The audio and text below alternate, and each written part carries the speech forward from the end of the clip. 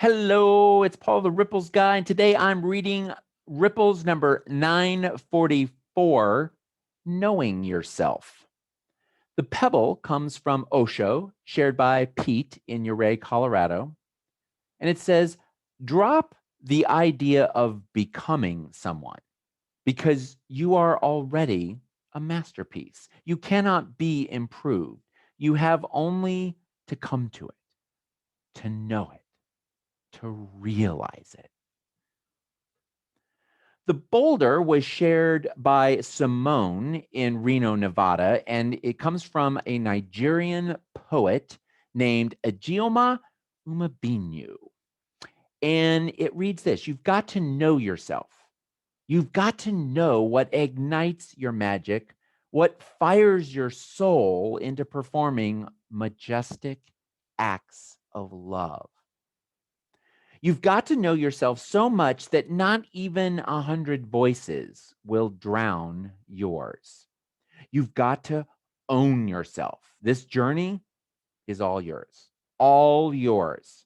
No one can do it, and you decide whenever you are ready to embark on it. Unlearn, learn, master yourself, and love yourself, or else they will define you. And that's a poisonous kind of life. That's death, she writes. The ponder, the part that I wrote, I talk a lot. When I'm on the road, I talk to audiences. When I'm at home, I talk to my friends and my neighbors. And if you've ever spotted me on my morning walks or as I scoot through the airport on my travels, you'll know that sometimes I even talk to myself. Talking, along with listening, are two important ways that I connect with the world. It allows me to build and deepen connection with others. It also allows me to deepen the connection that I have with my inner self. And I think I've been talking to myself since forever, but it took an interesting turn while in counseling. And I'd say something to my therapist, Loretta, loved her, like, I don't know why I sometimes do that. And she'd say, well, Paul, why don't you ask yourself? And I was surprised at how often I could pose a question internally and then wait just a moment before a response would surface.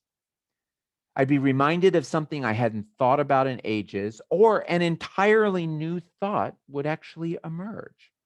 I'd like to invite you to have some inner conversations this week with yourself. Spend some time posing questions that you might ask a friend or even somebody that you're just getting to know, like, how are you? What's working in your life right now? What isn't? What could I do to help you grow?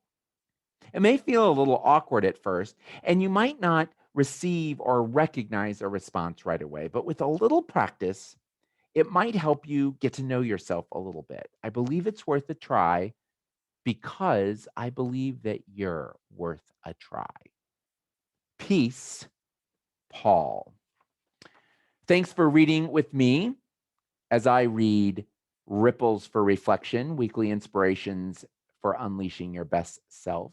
If you'd like to, excuse me, if you'd like to read along with me, you can go to theripplesbook.com and snag a copy. I'd also like to thank John, Cheryl, Deb, and all of my Patreon peeps who are supporting this project and lots of other ripply stuff that I do. Thanks for watching this. Thanks for listening to this. I'll see you next time.